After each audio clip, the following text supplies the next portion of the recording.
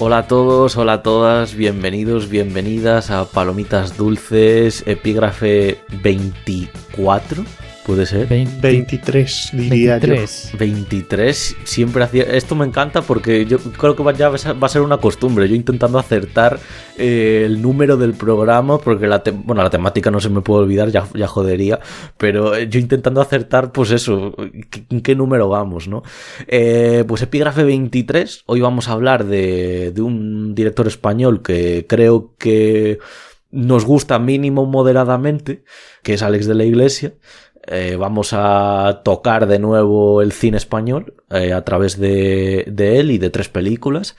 Y bueno, vamos como siempre a empezar por presentar a mis queridos acompañantes de este grupo de 3, Iván Belenda y Óscar Gómez. ¿Qué tal? ¿Cómo estáis? Muy buenas. Muy buenas. Hola, ¿qué tal? Y nada, básicamente decir que como siempre estamos a tope en redes sociales, publicando cada día cosillas, estamos subiendo críticas de las películas más novedosas, estamos pues recordando los programas anteriores, os hemos recordado, pues eso, por ejemplo, el programa de espías, que es el segundo programa que hicimos, en este ha acertado el número, y cosas así, ¿vale? Estamos haciendo como un poco de publicaciones recordatorio, ya empezaremos a hacer después las típicas, digamos, publicaciones que hacíamos cuando estamos ya, digamos, en cadena con los programas, pero bueno, ahora estamos, digamos, variando un poco. Creo que también me parecen muy curiosas, así que ya sabéis, Palomitas Dulce 3, tanto en Instagram como en Facebook, como en Twitter y exacto, como en Twitter, y ya sabéis que estamos para que nos escuchéis en iTunes, en Google Podcast, en YouTube, en Spotify y en iVoox, ¿vale? Entonces, bueno, un recordatorio que no viene mal, y ya pasamos a nuestra queridísima sección de apertura presentada por Iván Belenda, los Noti Estrenos.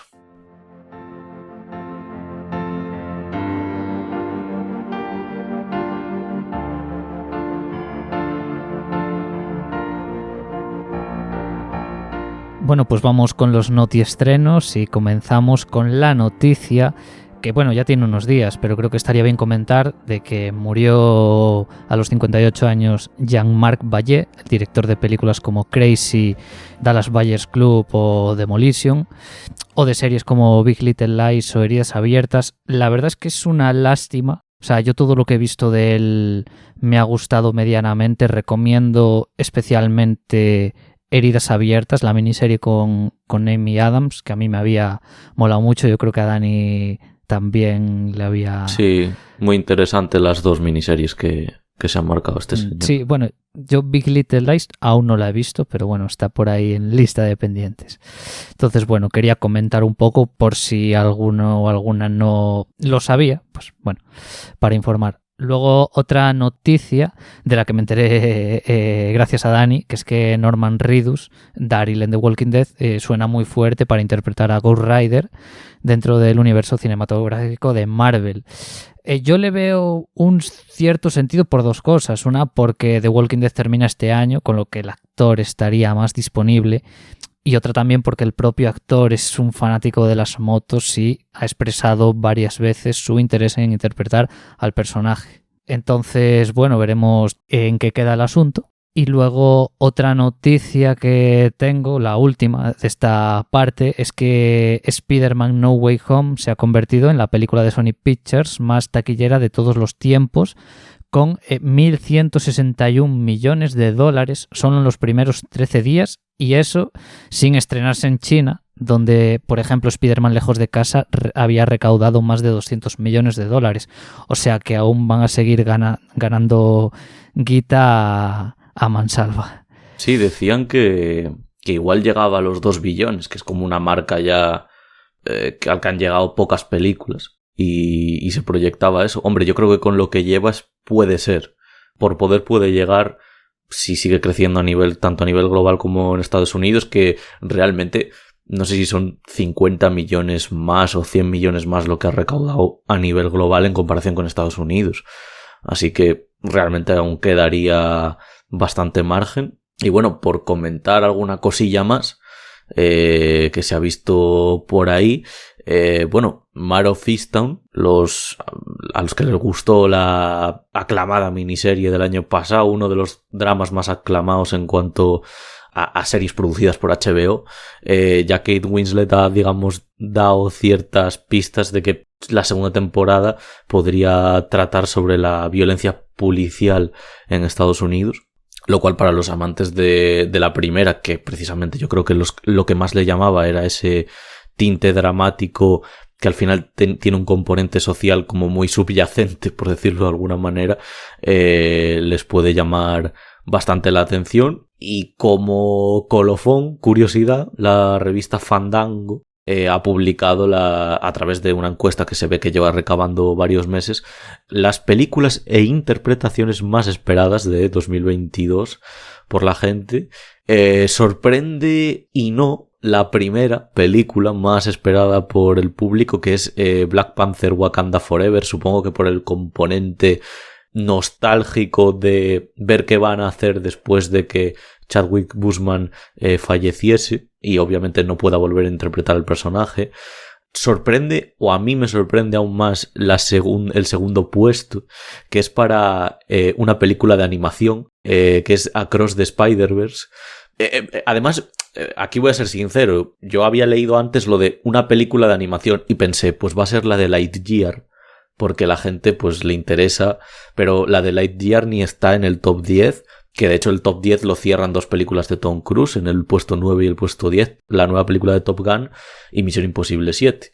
Y para cerrar el podio, de Batman, de Robert Pattinson, está ahí la tercera más esperada. Sí, que igual a día de hoy es la película, la de The Batman, la que más espero. O sea, yo he visto los trailers, yo que consumo bastantes, y me tiene una pinta impresionante. Sí, veremos a ver. El otro día decía un usuario de IndieWire, una revista que leo yo mucho de cine de Estados Unidos, que le sorprendía mucho cómo, teniendo de Batman la mitad del presupuesto que suelen tener la mayoría de películas de superhéroes, cómo se veía mucho mejor a nivel, pues eso, visual en general en los trailers, ¿no? Y sí que es cierto que este último tráiler que han sacado, pues hace una semana más o menos, de The Bat and the Cat, sí que es como muy esclarecedor los planos, y que ahí está la mano de Greg Fraser, que como para los que no le conozcan es el director de fotografía de El Mandaloriano, Dune y demás. Entonces tiene un acabado la película muy bueno, y parece que vamos a ver escenas de acción bastante elaboradas y en las que vamos a poder ver mucho movimiento, pero no de cámara, sino a los personajes haciendo sus propias escenas de acción, ¿no? Y bueno, me ha sorprendido, esto ya para cerrar, me ha sorprendido mucho no ver en las interpretaciones más esperadas a Natalie Portman haciendo de Thor. O sea, ¿quién no necesita eso? O sea, yo quiero decir, al final me parece que cuando fue el anuncio de que además Taika Waititi, el director, en la premiere de la Comic Con le dio el martillo para que digamos, como para pasar el testigo y demás a ella, que revolucionó mucho Twitter. Luego me sorprendió que no sea una de las más esperadas, pero bueno, un top interesante, y todas las pelis realmente que están, quizá precisamente Top Gun, Misión Imposible, para mí menos interesantes, pero las demás, la verdad que sí hay muchas ganas de verlas, y yo sí también pongo en mi top 1 de Batman. Vale, pues dicho esto, vamos a pasar a los estrenos, que tampoco hay muchas cosas. De hecho, en cines no hay absolutamente nada que destacar, así que voy a pasar a Netflix, y el jueves 6 de enero se estrena El Páramo, película de terror dirigida por David Casademunt y protagonizada por Irma Cuesta y Roberto Álamo, que trata sobre una familia que vive aislada de la sociedad y cuya tranquilidad se ve perturbada por la presencia de una criatura aterradora que deambula por la zona. Se estrenó en el Festival de Sitges, si mal no recuerdo, con unas críticas desiguales, pero bueno, veremos a ver a partir del 6 de enero qué tal. Luego en Netflix, el viernes 7 de enero, se estrena Mother Android, un thriller de ciencia ficción en el que debuta en la dirección Mason Tomlin y que protagoniza Chloe Grace Moretz, ya sabéis, Hit Girl en Kick-Ass. Y también para finalizar, en Disney Plus, el miércoles 5 de enero, ya va a estar disponible la película Antlers, Criatura Oscura, que yo creo que hace unas semanas había comentado que se estrenaba en cines porque estuvo hace relativamente poco. Pero bueno, eso ya la tenéis, ya la vais a tener a partir del 5 de enero disponible. Esta peli de terror que dirige Scott Cooper, director de Hostiles y Black Mass, entre otras, y que protagoniza Kerry Russell y Jesse Plemons. Y por mi parte no hay nada más. Volveremos la semana que viene con más noticias y más estrenos.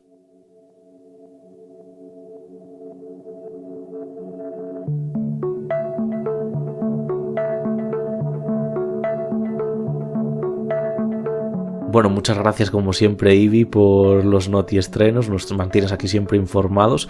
Y nada, vamos a entrar ya en barrena con el programa de hoy. Como siempre, vamos a estructurarlo en 3 películas de este muy interesante director español y además gran productor también, Alex de la Iglesia. Y bueno, como he hecho varias veces, para explicar un poco de manera introductoria la estructura de este programa y su razón de ser, le voy a pasar la antorcha a Óscar para que nos comente, nos explique un poquito, así que cuando quieras. Bueno, pues por en primer lugar situar un poco que Alex de la Iglesia pues es un director vasco de Bilbao que tiene ahora 56 años y que empezó su carrera su carrera de largometrajes en 1993 con Acción Mutante. Entonces, para elegir las películas hemos querido coger más o menos una película por década, sin entrar todavía en la década de los 2020. Y por eso hemos cogido para los 90 El Día de la Bestia, para los 2000 Crimen Perfecto y para los 2010 El Bar. Creo que era Iván el que arrancaba con el Día de la Bestia, así que adelante, me callo ya. Vale, gracias, Óscar. Empezamos entonces con El Día de la Bestia, una peli de 1995, su segunda película después de Acción Mutante, protagonizada por Alex Angulo, Armando de Raza y Santiago Segura. La película trata sobre un cura que cree haber descubierto que el anticristo nacerá en Madrid el 25 de diciembre de 1995 y para impedir el nacimiento se alía con un aficionado ¿no al era death del metal. 94 dentro de la película? Es que no, ¿no? era del 95. Vale, pues confusión mía. Claro, que no tiene mucho sentido que digas que el día es del año posterior al que hayas estrenado. Sí, ha sido... me he colgado. Confirmamos, del 95, confirmamos. Vale. Bueno, lo dicho, que para impedir el nacimiento se alía con un aficionado al death metal y con un presentador de un programa de televisión de ciencias ocultas.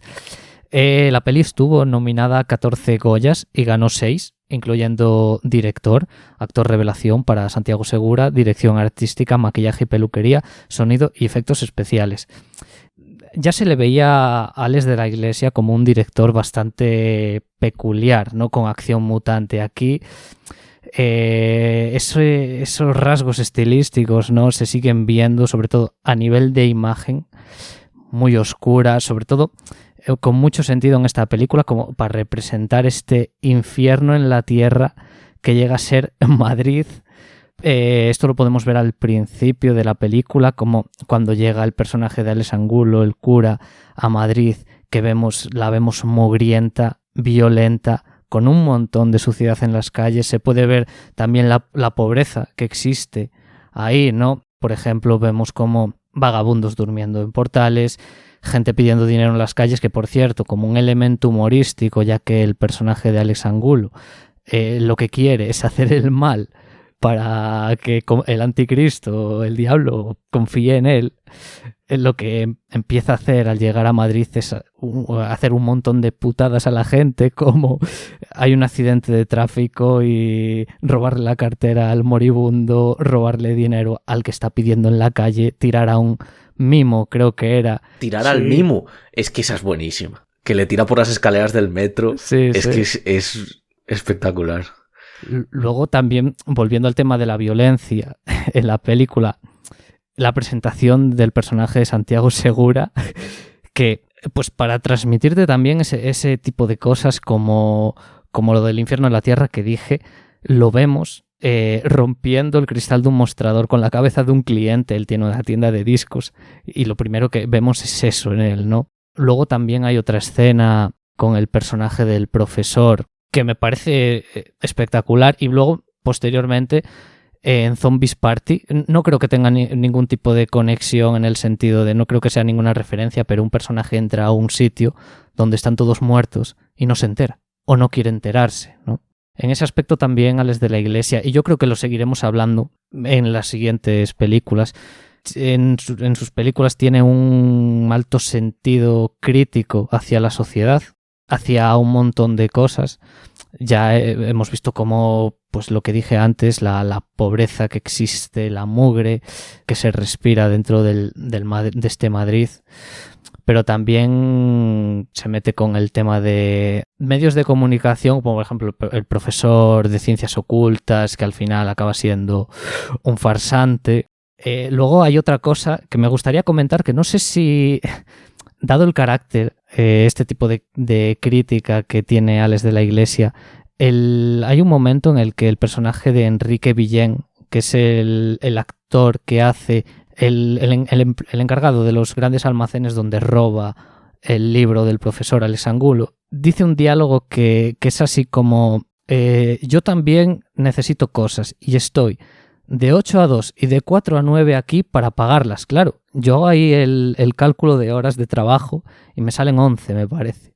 Yo no sé si la intención de Ales de la Iglesia es criticar la situación laboral de este hombre con ese diálogo o no, pero sí que quería comentar Yo algo noté, sí. Claro. Sí, hay algo ahí que se nota, ¿no? Con una jornada laboral extensa, la que describe este hombre también. Claro, que... Hostia. Sí. 11 horas. Dices, joder.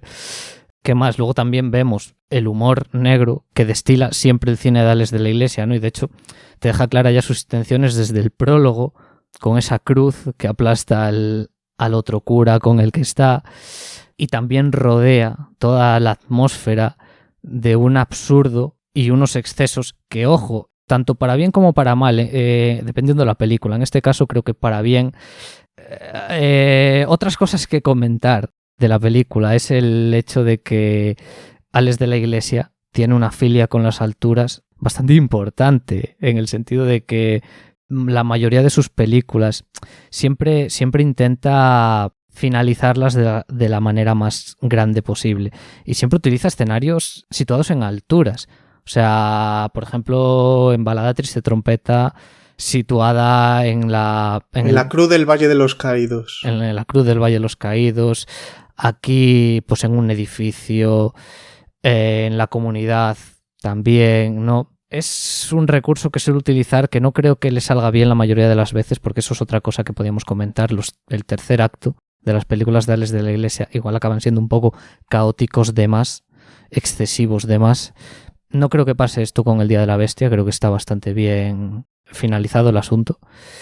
Y bueno, yo quería decir acerca de... Bueno, has hablado de la introducción de la película, cómo se va viendo al personaje de Alex de Angulo hacer mal en todos sitios. Yo creo que hay un grandísimo trabajo en lo tenebrosa que es la banda sonora en varios momentos, porque partiendo de que es una comedia negra, la música es totalmente seria en varios temas. También cuando existe esa invocación hay otro tema que son tenebrosos al cuadrado y que dan mucho más respeto por sí solos que en películas de sectas o de invocaciones que son totalmente serias. Y en un momento te dice, vale, vamos a parar de hacer la broma por un momento y esto va a ser tremendo durante 15 segundos y luego voy a ser incapaz de volver a decir una chorrada y ya vamos a estar en el tono que estábamos antes. Pero me parece que en ese sentido hay varios temas que son espectaculares, aparte de, bueno, del de Defcon 2 del Día de la Bestia que sale, pues también es un tema muy pegadizo y que si te vas a algún bar un poco heavy te le siguen poniendo. Es que es una mezcla de géneros en ese aspecto que funciona para mí a la perfección. O sea, porque es verdad que es una comedia negra, pero mira, yo estoy de acuerdo ahí con lo que dices, ¿eh? En el aspecto del terror sí que consigue en pequeñas dosis transmitírtelo de manera muy, muy notoria. Y es otra de las cosas también por eso, por lo que esta película me gusta. Y yo creo que al final es una película que ha llegado a mucha gente y que mucha gente disfruta. O sea, se ha ganado el culto, o sea, el título de película de culto por algo. Sí, sí, sí. Además es que es mucho más fácil ya encuadrarla, porque Alex de la Iglesia hace algo que ahora es un poco más común, pero que entonces no era nada común, que era que en España se haga cine de género. A raíz de la aparición de este hombre, pues han llegado Nacho Vigalondo o Carlos Bermud o directores así que sí que te hacen cine fantástico o de alguna forma dentro de un cine costumbrista te meten elementos más fantásticos, pero eso es algo genuino de él y también ha creado cosas que solo son posibles dentro de sus historias, que es un héroe como Alex Angulo, porque hacen un personaje tan imposible, un cura español que da de cara a la iglesia para acabar con el demonio, que su mejor amigo sea un metalero y que para eso tenga que conseguir, entre otras cosas, sangre de una chica virgen, que es la chica que le gusta al metalero y, o sea, son muchas cosas que solo te las puedes encontrar en el cine de alguien así, que él solo se ha inventado esa categoría nueva en España que cuando la había era muy pormenorizada. Bueno, Es que... Sí, di Dani, di. No, que este hombre es un hiperbólico total, con sus argumentos y su manera de dirigir, y lo comiquero que es con algunos planos. Estábamos hablando el otro día del plano cenital de esta película, el plano cenital de cuando Alex Angulo se está pegando con la madre de la Virgen. No, es que no me acuerdo ahora cómo cuál es. La madre de Santiago Segura. Ah, perdón, la madre Santiago... No, es verdad, la madre Santiago Segura, claro. Que de hecho, dice Óscar, el cura que se lleva con el metalero, pero claro, también es al revés, el metalero que se lleva con el cura y que cuando el cura le revela lo que ha hecho, que Santiago Segura es como... Qué putada, venga, pues vale, venga, vamos a seguir, ¿no? En plan, sí. Porque el metalero está más metido que él. Incluso ya al final, de hecho al final se ve que Santiago, el personaje de Santiago Segura ya está muchísimo más metido que el personaje de Alex Angulo, también porque el personaje de Alex Angulo tiene una... Yo creo que el personaje de Alex Angulo tiene un propósito y el otro está zumbado a secas y por eso... Claro, lo que pasa es que además es que Alex Angulo yo creo que al final se resigna, pero que se resigna porque su físico no le permite más. O sea, Alex Angulo, su personaje es que una sumanta de hostias que se lleva durante toda la película y luego cuando ya llega al concierto es que te meas, porque es que está el tío medio muerto en la parada del autobús. Y es que dices tú, pero si es que este hombre ya no puede ir a ningún sitio ni poner fin al anticristo ni nada porque su físico es que no se lo permite, ¿sabes? Entonces es muy graciosa además toda la película, o sea, es una comedia negra de terror que ya se ha creado además se está sentando cada vez más el género con cosas como Zombies Party, y bueno, realmente películas también un poquillo más antiguas, ¿no? Pero por ejemplo es que esta película está en todos los tops 5-10 de comedias de terror. O sea, esta película traspasó fronteras, ¿no? Como quien dice también en ese sentido. Y vamos, es que además luego es muy disfrutable porque la acción está muy bien dirigida y cómo los gags se juntan con ella, tanto en el humor físico como en el humor que, bueno, puede tener con lo físico, pero quiero decir, no es lo mismo el humor físico de que te peguen un leñazo de una manera concreta a que, por ejemplo, cuando está Santiago Segura subido al letrero de Schweppes, este tan famoso de Madrid, y está el tío vacilando con que se tira, con que se mata, con que tal, que es que te estás muriendo de la risa. Y eso apunta mucho acerca de todos los localismos que hacen, claro, para el público español. Todos esos símbolos que cogen de Madrid son muy de estar pasando al lado cada día cuando tienes que ir a cualquier cosa. Aunque no residas en Madrid, cuando has pasado por ahí a cualquier cosa, siempre has tenido que estar en torno a un sitio de esos. Entonces, yo creo que en ese punto, para el público que está en esa ciudad, la hace mucho más cercana, porque cuando en una película americana ves Nueva York, pues esos sitios están más estandarizados, pero con puntos de la geografía española tampoco es tan frecuente hoy día, y sigues cuando ves esos lugares. Claro, cuando los ves 50.000 veces, pues ya no dices coño, como en el Día de la Bestia. Pero si vas una vez a Madrid al año, pues dices, piensas por un momento en esa película porque ya te lo ha metido en la cabeza en todos lados. Bueno, pues tras esto vamos a pasar directamente a la siguiente película, vamos a pasar a la siguiente década, 2004, si no me equivoco, Crimen Perfecto, así que bueno, nos la va a presentar Óscar, así que cuando quieras.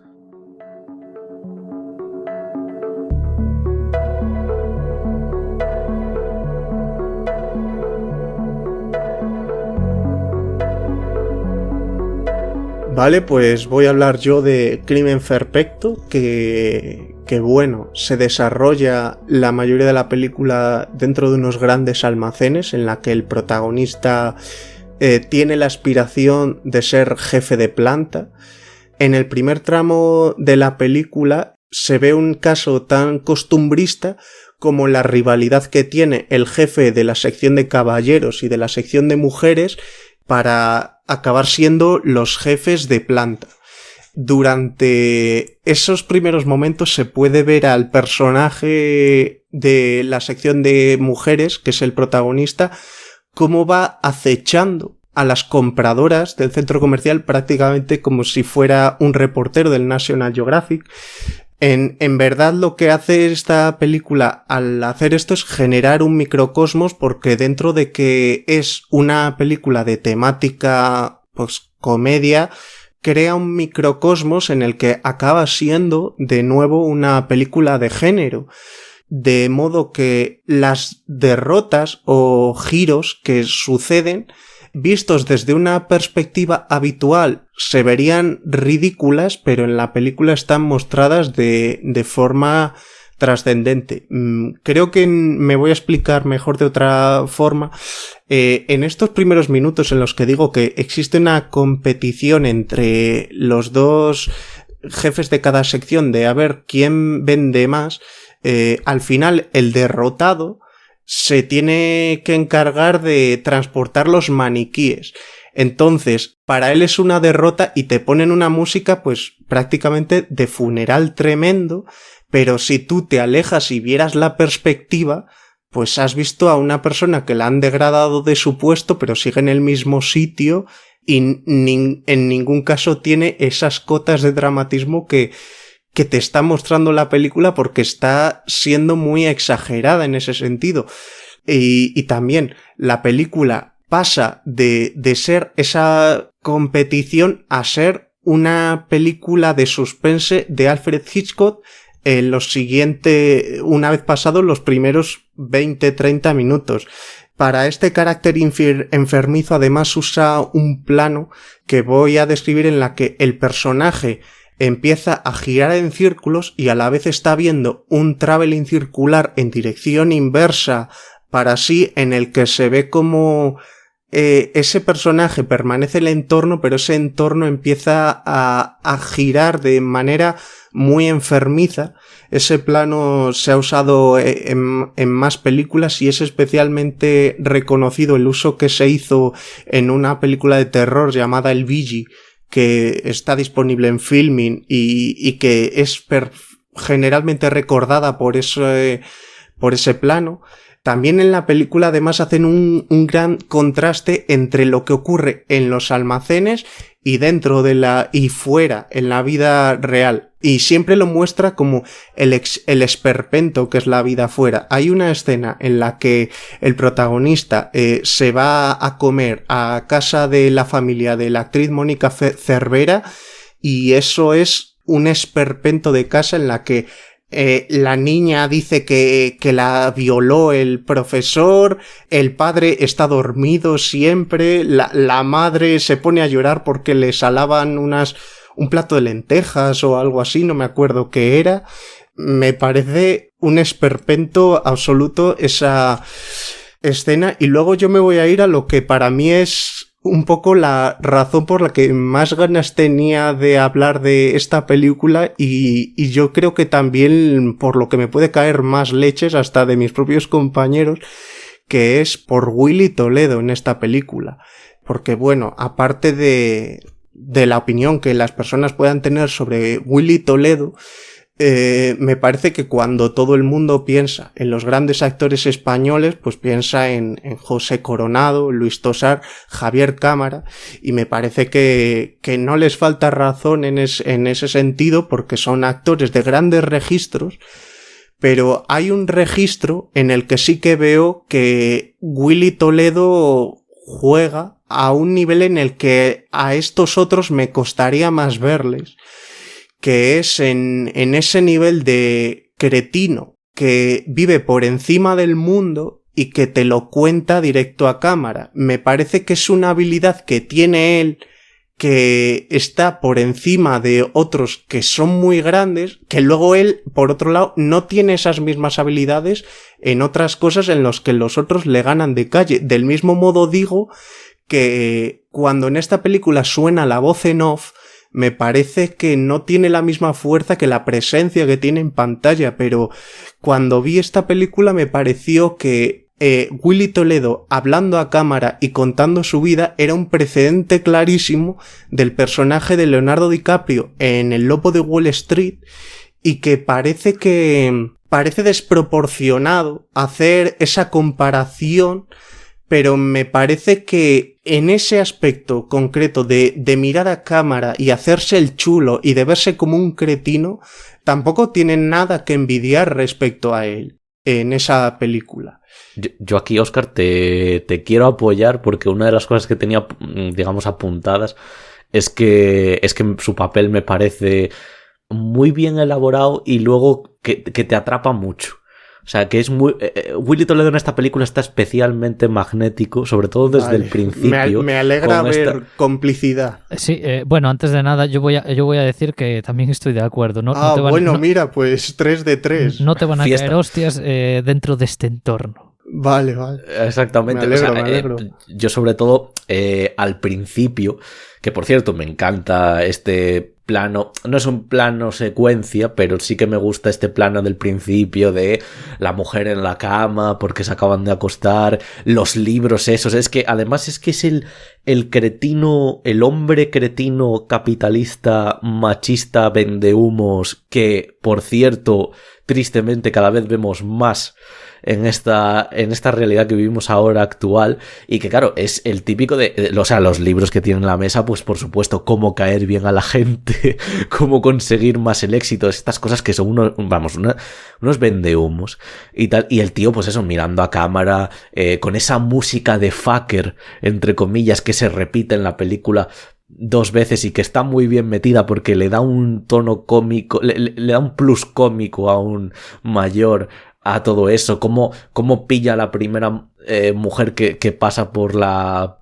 acera cuando están cruzando, que es la que le parece guapa, y se empieza a enrollar con ella, y cómo, esto ahora lo uno con otra cosa, cómo coge el periódico y coge todo lo que encuentra por ahí como quiere, ¿no? Dice, yo cuando veo algo que quiero lo cojo, y ya está. Y me hace mucha gracia cuando su situación no laboral, porque al final él, por lo que pasa en la película, sigue siendo como el jefe de planta, cuando su situación vital cambia, es decir, cuando está pues con esta mujer con la que es infeliz y le tiene cogido por los huevos por lo que pasa en la película, cómo va a coger el periódico y se le acerca el kiosquero a pegarle en plan de me cago en la leche, que siempre me coges el periódico, no sé qué tal, cómo ya cambia el chip. Y también quería decir, en relación con esto de Willy Toledo, que para mí está igual de magnético cuando el tío ya está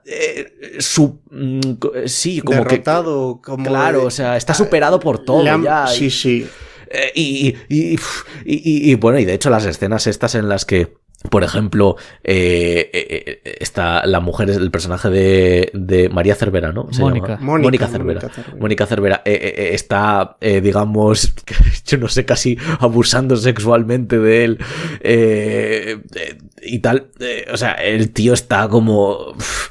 se ajusta el cuello de la camisa porque está ahogado y tal. Y todo eso sigue siendo él muy magnético en todas esas escenas. Claro, es que en ese sentido, lo de Mónica Cervera es muy raro porque los dos tienen que guardar un secreto, pero prácticamente él tiene que guardarlo porque ella lo ha destrozado, pero lo que le ata a él a no decirlo es que no quieren que sepa que está con ella el resto de gente porque no es una mujer a su altura, según la... Exactamente, que es un punto machista muy fuerte de del personaje, ¿no? Y transmite muy bien para mí transmite muy bien esa desesperación, porque cuando están también en el tren de la bruja, que aparece el personaje de Javier Gutiérrez y el otro intenta no vea a Mónica Cervera, ¿no?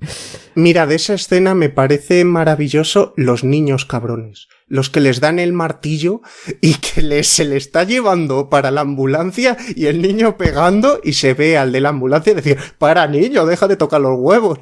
Y se va y al metro se vuelve a meter al niño a darle martillazos al hombre que está moribundo en la camilla. También es que luego en ese... Sí, bueno, y di lo que ibas a decir. No, que también me gusta muchísimo el personaje de Luis Varela como el muerto...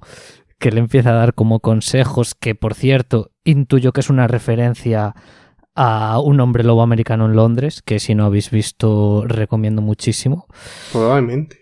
Que también esa parte creo que está muy bien integrada con el conjunto de la película. Sí, y me llama mucho la atención de Luis Varela que en esta película aparece durante muchos minutos simplemente como muerto que está pesando, que lo habitual sería pues a un monigote o algo así, pero es que le están arrastrando a él viéndosele la cara durante minutos y minutos. Por un momento decía, va a llevar más minutos haciendo de muerto, peso muerto, que de personaje vivo hablando.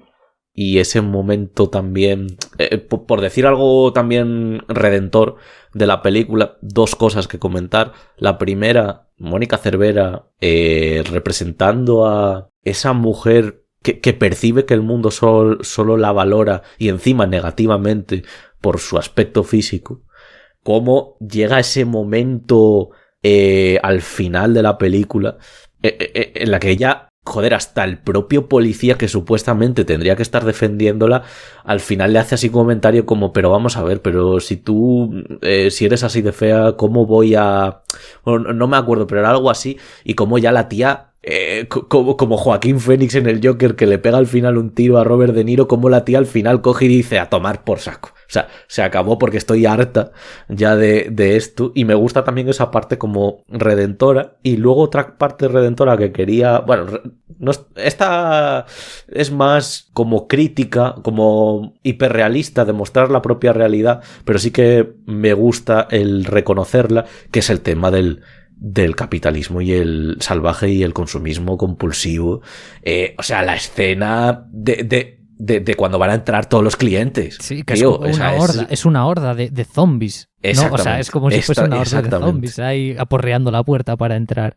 Tal cual. O sea, y en esta película se ve mucho, sobre todo con ese tema del consumismo. Y bueno, al final también la redención de ella va más allá, porque el final de la película casi es su redención. Porque el tío está, pues eso, en la sastrería nueva que se ha hecho y tal. Y ella tiene toda la fama, todo lo que él quería y que supuestamente iba a conseguir de esa manera de cojo lo que quiero, hago lo que me da la gana, no sé qué.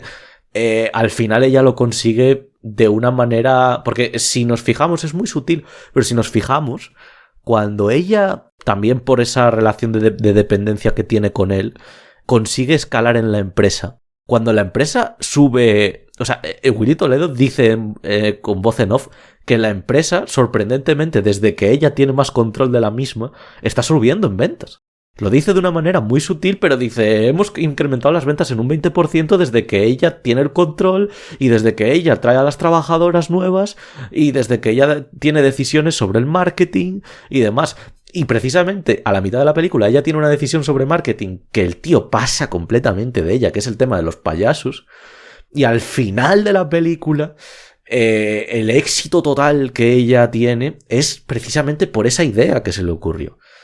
Entonces, me gusta porque es como, joder, en plan, y bueno, y además la transformamos, entre comillas, en una especie de incluso femme fatal al final, porque como va por la calle y la persigue todo el mundo, ¿sabes? Que es algo que querría y soñaría el personaje de una Cruella de Willy Toledo.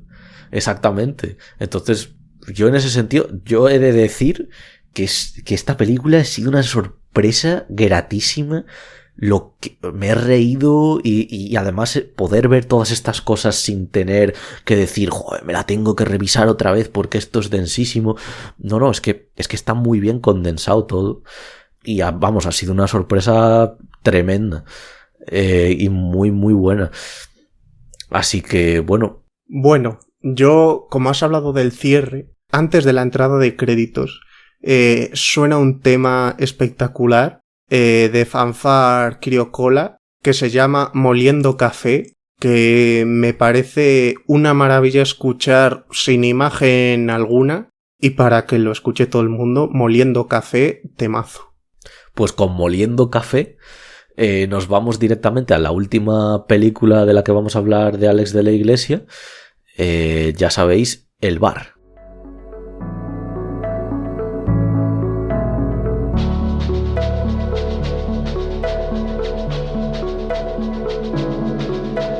Bueno, pues vamos a ir ya con la última película a analizar esta última década en Alex de la Iglesia. Hizo dos buenas películas en 2017, El Bar y Perfectos Desconocidos. Hoy vamos a entrar con El Bar, quizá en otro programa hablemos de su Perfectos Desconocidos, porque ya sabemos que es un remake de una película italiana de 2 años antes. Perfetti Desconocidi. Ahí está. La pronunciation del Italiani de Oscar. Y vamos ahora a utilizar a mi amigo del alma, que es probablemente... es más amigo que otros amigos que tengo. O sea, he pasado más tiempo con este amigo que con otros, que es el Film Affinity. Y lo utilizo como siempre para leer la sinopsis de las películas que presento en el programa. Esta es bien cortita y dice así: 9 horas, un grupo de personas absolutamente heterogéneo. Esto, por cierto, entre paréntesis, es importantísimo en la película y tiene un juego muy, muy interesante. Un grupo de personas absolutamente heterogéneo desayuna en un bar en el centro de Madrid. Uno de ellos tiene prisa. Al salir por la puerta recibe un disparo en la cabeza. Nadie se atreve a socorrerle. Están atrapados. Es una sinopsis bastante críptica, por decirlo de alguna manera, para esta película de... Se podría decir que es una película, por el propio título, de un mismo espacio, pero realmente no es del todo así, sino que consigue a su manera llevarnos a otros lares, que en esto me parece muy, muy hábil la película. Y bueno, básicamente es una peli con un inicio frenético y sinceramente muy notable, como siempre en este director. Las 3 películas, de hecho, de las que hablamos hoy, vamos a mencionar probablemente en esta también, y hemos mencionado en las otras 2 los inicios de estas películas, que son muy potentes y están muy bien realizados y dirigidos. en esta no es menos. También pertenece además esta al género, por así decirlo, de la comedia negra, aunque a grandes rasgos es un thriller. Y bueno, una película de intriga, ¿no? Tenemos que, al final, todo se sustenta en que necesitamos saber qué pasa fuera del bar. Quiero decir, nosotros somos los que estamos dentro del bar y tenemos que saber lo que está pasando fuera, por qué le han pegado el tiro a la cabeza a este hombre, por qué no podemos salir del bar, qué impedimento hay real para no salir de él. No sé si meterme tampoco mucho en esto, porque al final aquí sí que estamos hablando de una película de intriga en la que destripas realmente la película si te vas a los detalles del por qué y qué ha causado en los personajes. Pero bueno, no sé si vamos a intentar saltar las minas. Va a estar difícil, sí, pero se va a intentar. Sí, esto es como el otro día cuando nos poníamos a hablar nosotros para las publicaciones de una crítica sobre Spider-Man No Way Home y decía Óscar, claro, yo pedía una crítica sin spoilers y decía Óscar, me parece complicado. Es que algo que depende tanto de la sorpresa, claro, intentar tocar mucho sin hablar de esa sorpresa o haciéndola invisible en el texto para que... Yo creo que es más difícil intrigar al que no lo sabe y el que lo sabe dice, es que no me estás estirando sobre esto, que es de lo que querría hablar. Entonces tiene una dificultad añadida. Claro, es que vamos, vais a ver que es como jugar a veces con estas películas un poco al buscaminas para que no nos explote. Y bueno, yo voy a empezar por algo un poco irracional, un poco también personal. Los dos protagonistas de esta película son Blanca Suárez y Mario Casas, que son pues una actriz y un actor conocidísimos, muy mediáticos, de los más mediáticos en España. Yo he de decir que son dos actores. A Mario Casas no le he visto en sus últimos trabajos, que creo que son más notables, mejores en general. Yo a Blanca Suárez es una actriz a la que yo creo que simplemente porque de pequeño me la comí con El Internado, le puedo tener como una especie de cierta intuición, o sea, una especie de cierta admiración totalmente intuitiva. Pero es una tía que yo de verdad cada vez que la veo me parece, o sea, me produce una sensación que odio que me provoque un actor o una actriz, que es la falsa veracidad. Es decir, me cuesta la credibilidad, me cuesta creérmela en muchos papeles. Y aquí, en el bar, tengo que decir positivamente hacia ella que me la creo bastante y que por lo menos me he conseguido reencontrar un poco con ella. Me gusta en esta película. Voy a hacer un poco el mismo comentario que antes hizo Óscar con Willy Toledo. No sé si aquí digamos se me va a lapidar, pero entre comillas, claro, pero sí que disfruto más de esa actuación, así como pues de Mario Casas me cuesta más. Y de la actuación que más disfruto en la película, aquí me tenéis que decir el nombre vosotros del actor, pero de la actuación que más disfruto en la película es que además protagoniza una de mi escena favorita de la misma, es el que está loco, el que es un poco como un vagabundo. Jaime Ordóñez. Ordóñez. Jaime Ordóñez, que además yo me acuerdo de ese hombre siempre porque yo cuando era pequeño veía las colaboraciones que tenía con José Mota y claro, siempre me acuerdo de este hombre, su cara es como... Bueno, aquí no hay quien viva, el que hablaba sin respirar, era... Yo, si estamos hablando de actuaciones, digo que a mí me gusta Carmen Machi teniendo en cuenta que el tipo de personajes en un grupo encerrado, el suyo es el más desagradable. Porque es una persona que no tiene capacidad para afrontar lo que es lo que hay y está todo el rato diciendo que no se puede y agobiándose, hiperventilando porque es incapaz de hacerlo. Entonces me parece muy irritante, pero esa doblez que tiene cuando por pura incapacidad cruza una línea muy grande me gusta en su personaje, aunque también, del mismo modo que digo esto, creo que su cierre no es tan redondo como debería y es algo gratuito. Es para mí, esto es algo que le pasa a la película en general. Imagino que hablamos de la parte final. Sí, claro. Sí. Claro, es como no queremos entrar en eso, pues pero he ido yo creo que es una película por secundaria. Que si tuviera un mejor cierre, pues eso, partiendo de que no vamos a comentar cuál es, pero si tuviera un mejor cierre, creo que sería una película que subiría bastante. A mí no me pasa, quiero decir, claro, yo venía, a ver, había hecho Mi Gran Noche, que también se le iba un poco el final. Venía de Las Brujas de Zugarramurdi, que el final la parte final me parece patética.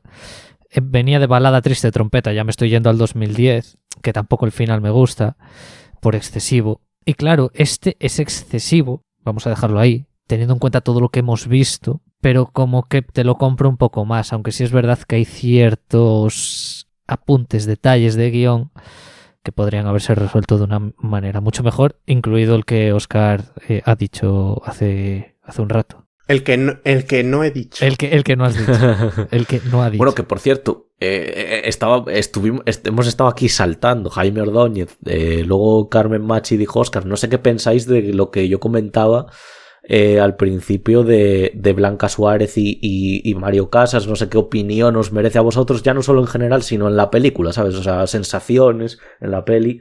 Hombre, yo sobre Mario Casas pienso un poco que dentro de lo que ya le he visto hacer, casi está hasta un punto menos, pero por la coralidad de la película, no porque él esté por debajo. Yo Blanca Suárez la veo muy convincente y de hecho tanto esa escena del sumidero, tanto por parte de Ordóñez como de ella, me parecen claustrofóbicas hasta un punto que me duele mirar, sí, porque veo un sitio donde no puede caber un ser humano y se está metiendo y yo estoy... Sufres. Sí, porque yo por lo general, por los espacios cerrados, siento un gran agobio y aquí lo siento en mis carnes total. Yo tengo que decir, respecto al tema de Blanca Suárez, Mario Casas, que a mí me funcionan los dos en las pelis de Ales de la Iglesia. Quiero decir, a mí Mario Casas, hasta hace un par de años, las únicas actuaciones que me convencían realmente eran en las películas en las que había participado, o sea, Las Brujas, Mi Gran Noche y esta. Y Blanca Suárez, pues eso, me pasa un poco lo mismo. En Mi Gran Noche creo que también estaba bastante bien y en El Bar me la creo bastante. Luego, en general, tampoco es una actriz que me convenza demasiado, pero luego sí es verdad que de Blanca Suárez tampoco he visto muchas más cosas, pero sí que Mario Casas a partir de, yo creo que del Bar incluso, ya le he visto en actuaciones que dices, aquí hay un actor, de verdad, No matarás. No matarás, se ganó un Goya, yo creo que merecidísimo en la peli del Practicante de Netflix, que es verdad que como película igual es más discreta, pero él estaba muy bien. Y bueno, sobre esto que habías preguntado, Dani, es lo que tenía que decir. Quería además hacer como una especie de unión a aquello que dije así al principio rápido, es que Jaime Ordóñez estaba en mi escena favorita de la película, pues precisamente es esta de la que hablaba Óscar, de cómo pues es un ser humano que es que no puede caber por ahí, lo intentan y tal. Es mi escena favorita. Es cierto que a mí esto me pasa con muchas películas. Me pasa con muchas películas que mis escenas favoritas son escenas en las que sufro mucho, pero claro, reconozco lo bien hechas que están y que me están provocando realmente esa sensación. Y vamos, creo que esa escena es... a mí es lo que más se me graba en la retina de toda la película. Yo cuando volví a ver la película después de 3 años o así, yo lo que me acordaba fijo era de esta escena. Claro. Y yo cuando vuelvo a pensar en una película que he visto hace tiempo, soy más de recordar las sensaciones que me provocó una película que momentos exactos, y en esta de este momento no me puedo ir. Y quiero decir una cosa sobre esta película que la enlazo con otra película que se llama The Crazies, que hizo George A. Romero, el que hizo todas las películas de zombies de La Noche de los Muertos Vivientes, Dawn of the Dead, El Día de los Muertos. En esta The Crazies pasaba una cosa que era que unos soldados encerraban a unas personas en un sitio, los soldados las encerraban porque únicamente tenían la información de que tenían que cerrarla y los otros, porque no sabían por qué les encerraban, querían huir. Pero claro, en verdad había una razón para que no huyeran y es que podía provocar el apocalipsis.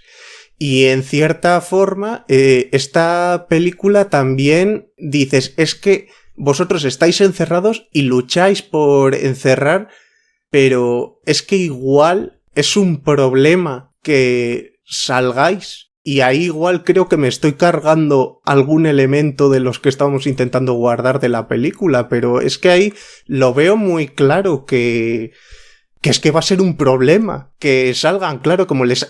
Me parece que en ese sentido es como la metáfora que ponen siempre de que si tú vas conduciendo un tren y ves a alguien parado en un tren, si pasas por encima o vuelcas el tren aunque el tren esté lleno, pues estás personificando en una persona o en una masa, pero claro, tú si lo ves, tú si estás dentro de la película y lo ves desde la tele y sabes que hay unas personas encerradas, pues ya casi dices, es que se queden, porque hay un bien común en el que... Esto se repite mucho en estas películas claustrofóbicas de un solo espacio, esto de condicionar al grupo, ¿no? De que el grupo está condicionado por el individuo, por lo que haga el individuo. Es decir, la cagada de uno puede suponer el fin de todos, ¿no? Y eso es muy interesante a nivel dramático. Y creo que en esta película está muy conseguido, que por cierto también quería decir que no sé qué le pasó en 2017 a Alex de la Iglesia con las películas de un solo espacio, ¿no? Porque son dos películas de un solo espacio que no sé, desconozco si él ya había hecho antes películas de un solo espacio, pero que me sorprende que de manera tan cercana pues eso haya hecho estas dos películas que a mí repito, me parecen muy enérgicas de maneras muy diferentes, utilizando muchísimo más las florituras y el virtuosismo del guión y de los personajes en Perfectos Desconocidos, y creo que utilizando mucho más la energía y la problematicidad que estamos viviendo en esta película del bar. Entonces, bueno, yo... Pues te doy una teoría sobre eso, sí. Que por entonces fundó su productora, Poughkeepsie Films, e igual, pues en nivel de gastos de producción les convenían unas producciones que no tuvieran esos costes. Pues mira, es bastante plausible. Es una teoría, sí. Pero bueno. Es bastante plausible porque es que además, fíjate, iba a decir precisamente, digo, joder, has hecho dos películas el mismo año, significa sí o sí, o que te has pegado un sobrecurrazo de la leche, o que has sido un buen productor y has distribuido los recursos muy bien, ¿no? Entonces, a ver, esto es intuitivo, pero yo creo que es más cara el bar que Perfectos Desconocidos. Sí, yo creo que sí. Yo creo que sí, ¿no? A nivel de decorado sobre todo, ¿no? De destrozo y demás. Entonces puede ser perfectamente plausible, y sobre todo que él quizá son películas que quería hacer igualmente, ¿sabes? Que son proyectos que igual tenía él, pero dijo, bueno, al final si voy a tirar de otras productoras que me dan mucho más, voy a hacer otros que tengo pensados que son más grandes, ¿no? Entonces yo la veo perfectamente plausible. Igual con lo que recaudó en estas dos, luego hizo 30 monedas, ¿no? Porque es lo que hizo después de estas dos. No sé si tenía pensado eso de, bueno, hago estas dos, recaudo lo suficiente porque me interesa hacer esta serie, con la primera temporada en este caso, de momento. No sé si va por ahí, o bueno, porque lo que dijo Óscar también, claro. Puede ser porque además 30 monedas, yo no sé si, a ver, la productora también es HBO España, pero luego está de nuevo también en 30 monedas Poughkeepsie Films, sí, como decía Óscar, entonces pues probablemente. ya he visto que, o sea, no la he visto, 30 monedas, tú sí, Ivy, creo que es una peli de bastante despliegue a nivel de producción.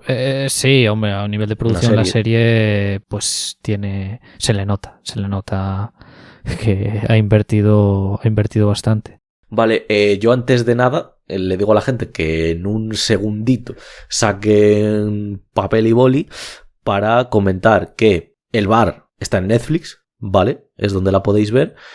Crimen Perfecto la tenéis en HBO Max y El Día de la Bestia también la tenéis en HBO Max. Estoy cerciorándome porque creo que a eso es. El Día de la Bestia también la tenéis en Flixolé, por si acaso. Si también disponéis de la plataforma, y además también Crimen Perfecto está en Movistar Plus.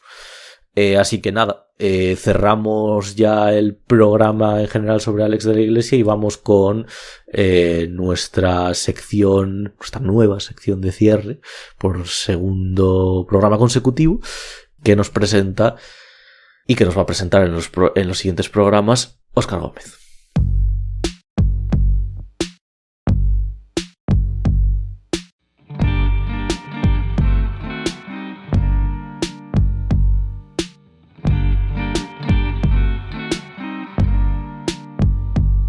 Muy bien, yo hoy voy a hablar de los orígenes del cine gore. Este cine que, si tiene una característica, es una brutal cantidad de sangre en muchas de sus escenas. Para ello no voy a hablar de cine en su origen, de cine de terror, que es como podría pensarse, porque su origen se encuentra en Japón en 1962, en una de las películas de una de las mayores leyendas del cine de allí, Akira Kurosawa. Esta película se llama Sanjuro y es considerada una secuela de Yojimbo, la película que copió Sergio Leone cuando hizo Por un puñado de dólares. Y bueno, digo copió porque literalmente tuvo que pagar cuando se vio que había estado plagiando esa historia, tuvo que pagar a Akira Kurosawa, y en verdad él ganó por ello más dinero que por su propia película. Pero bueno, volviendo a Sanjuro, en ella un samurái sin amo, un ronin, se une a un grupo de guerreros para rescatar a un chambelán. Y dentro de Japón es una aventura clásica que ha tenido parodias hasta en Shin-Chan, obviamente eliminando en ella todos los elementos de gore. El caso es, la película en sí tiene un transcurso normal de película de samuráis de los años 60, solo que al final de la película existe un duelo a katanas entre los protagonistas Toshiro Mifune y un oficial corrupto interpretado por el actor Tatsuka Nakadai. Este duelo debía de ser uno frente al otro. Se pone uno a la espalda del otro, hace un corte y uno se cae al suelo y ya está. Pero el caso es que no fue así, porque el actor que tenía que perder, Nakadai, llevaba una manguera escondida en el cuerpo con la sangre que se iba a utilizar, y en el momento que hizo el gesto de caer, la manguera reventó, provocando un chorro de sangre insanamente grande que hizo llover por toda la pantalla. Y bueno, de hecho, el actor habló que la manguera tenía tanta fuerza que solo de la potencia que llevaba se cayó al suelo. Pero el caso es que al final de grabar esta toma, Kurosawa la vio y le pareció que era mejor hasta que la idea que tenía planteada hacer, con un chorrillo mínimo de sangre, de modo que decidió convertirlo en el corte final de la película. Claro que hay que entender que al tratarse de cine negro no generaba el impacto visual que había, pero lo que acabó pasando es que después del éxito de esta película se cambió por completo la dinámica del propio género de samuráis y empezó a verse muchas amputaciones que llevaban a que hubiera mucha más sangre. Hay una saga clásica llamada El lobo solitario y el cachorro, que es continuo.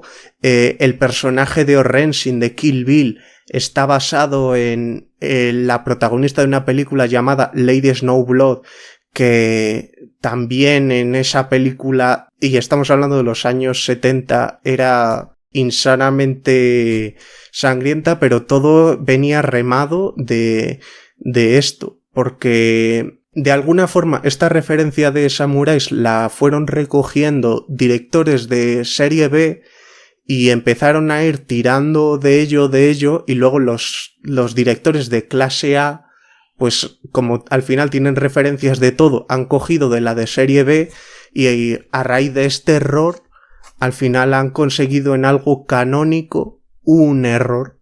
A mí es que me flipan estas cosas, o sea, cuando me doy cuenta de estas cosas, que además, habiendo empezado Oscar diciendo los orígenes del gore y tal, a mí me flipan estas cosas cuando te das cuenta y dices, sin esto no habría esto, ¿sabes? O sea, como que ese... no sé, esa relación que se establece en el momento en el que ya te das cuenta de que el origen de ese algo es el que es, me parece flipante. De hecho, pues yo que sé, aquí incluso ya te puedes tirar a la piscina con lo que sea, ¿no? Es como no habría Escuadrón Suicida. El Resplandor, esta escena, por ejemplo, claro, mítica del... O sea, estas escenas tan bestias, tan violentas, sin... Pues eso, la película del 62 de tal director, no sé, en este caso Kurosawa, tal. O sea, me parece espectacular cuando te das cuenta de esto y es como si la cabeza te hiciera un poco clic pero simplemente por el conocimiento, ¿no? Por el reconocimiento. Bueno, en este caso al inicio del gore. Y nada, yo creo que podemos cerrar el programa de hoy aquí. Nada, un placer enorme como siempre. Me gustaría, y ya lo digo en este programa, me gustaría volver a hablar de Álex de la Iglesia con otras películas también que pueden ir de década en década, ¿no? Porque la verdad que tiene para analizar. Tiene para analizar en sus películas. Y nada, pues me aprovecho para despedirme de mis compañeros, Iván Belenda, Óscar Gómez. Muchísimas gracias por el programa de hoy. A ti, Dani. A ti, Dani, igualmente. Y nada, que lo que siempre os digo, me voy a coger también un eslogan como Iván hace al final de los notiestrenos.